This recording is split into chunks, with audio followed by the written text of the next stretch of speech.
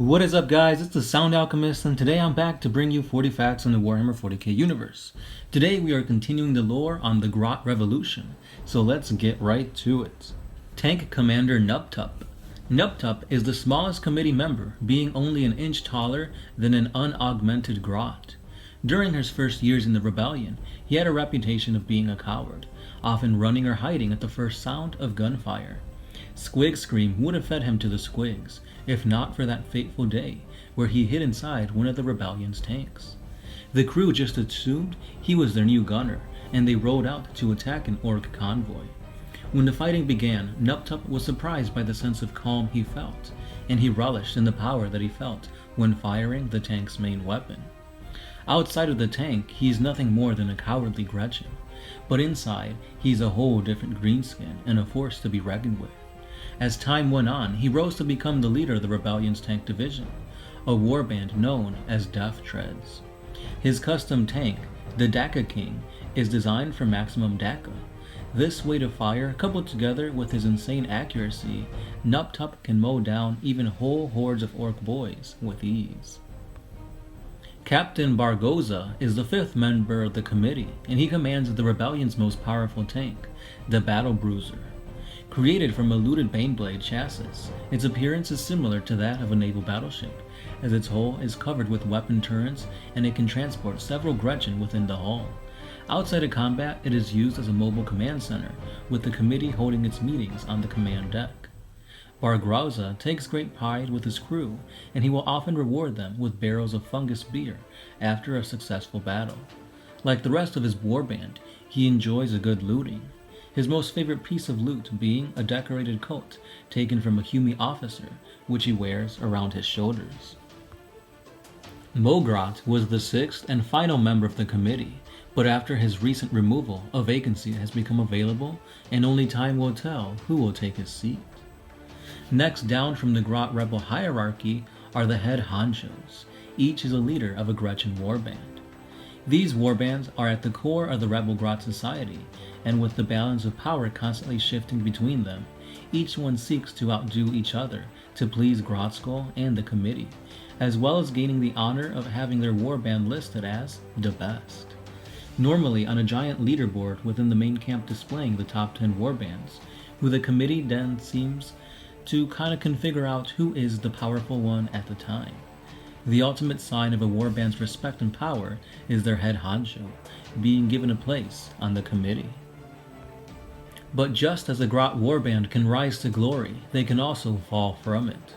For example, the Death Diggers, a warband that specialized in building fortifications.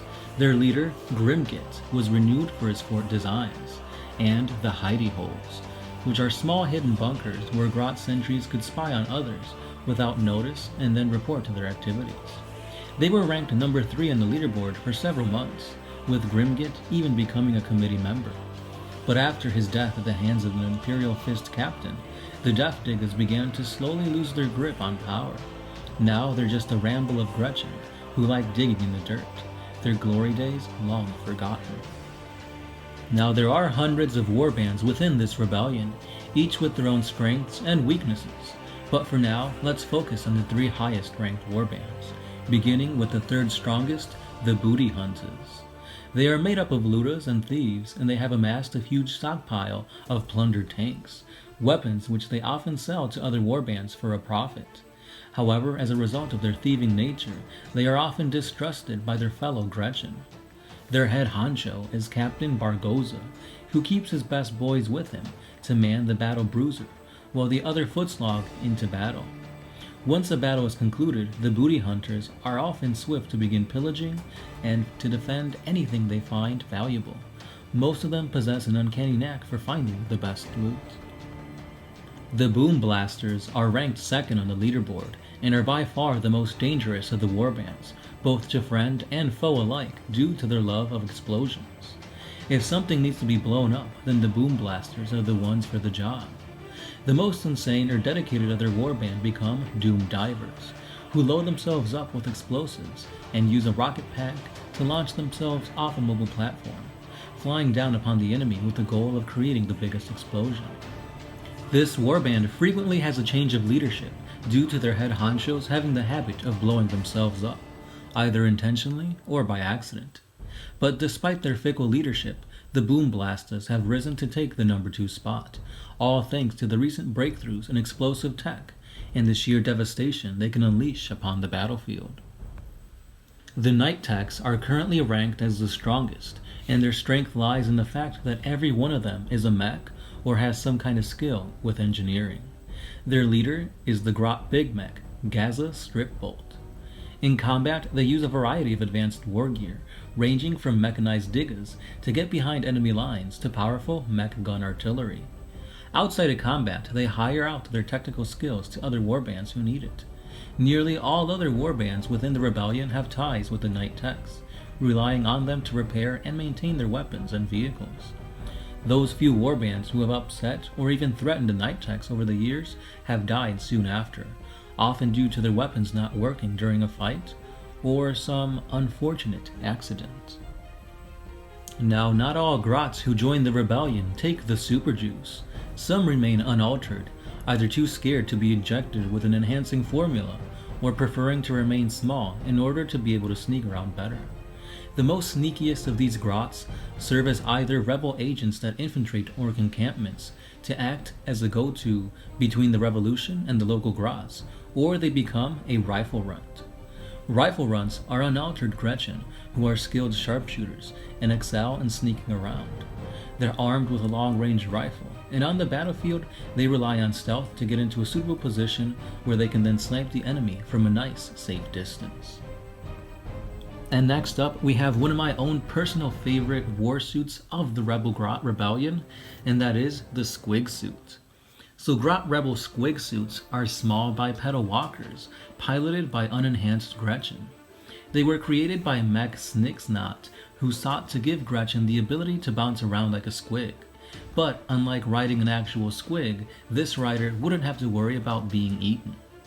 The Squid Suit comes armed with a gas-powered lance weapon mounted behind the pilot. But to make up for their lack of ranged weapon, Squid Suits are often escorted by small little Dakadrones made in imitation of the Tau Empire gun drones. And to end part 2, we will talk about the Doom V.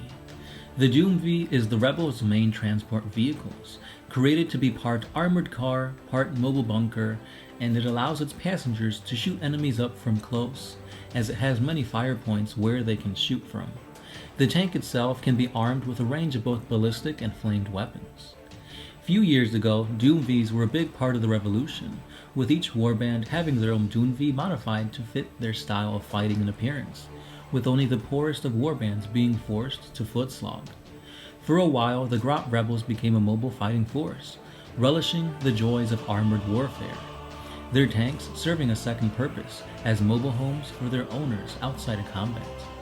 However, their style of warfare proved to be a costly one, and it wasn't long before the Grots were forced to abandon it, with warbands unable to afford repairs or fuel for their Doom Vs. Very few remain in service, used only by the richest of warbands. And that brings us to the end of part 2 for the 40 facts on the Grot Revolution. Once again, guys, this was a fan-made chapter, so all the credit goes to its creator. If you guys want to learn more about this, I will post a link down in the description so you guys can go directly to Grot Skull's workshop to learn more about this awesome project. So don't forget to head on over to his Facebook page and like it so you guys can be updated in all things Grot Revolution-like. Once again, 2 thumbs up to Adam for his awesome work on the Grot Revolution. Really creative mind this guy has. Really awesome to see this whole project of his pan out and be what it is. Really awesome. So once again, guys, show him some love down in the comments below, and we'll continue tomorrow with the final part on the Grot Revolution. But until then, head on over to the Facebook page where we post each and every day 40 facts, or not 40 facts. We post each and every day about Warhammer 40k, 30k, sometimes Pokemon, Magic the Gathering, nerdy stuff in general. But for now, I'll see you guys tomorrow. And as always, I'm the Sound Alchemist, part of One Mind Syndicate, and I'll catch you then.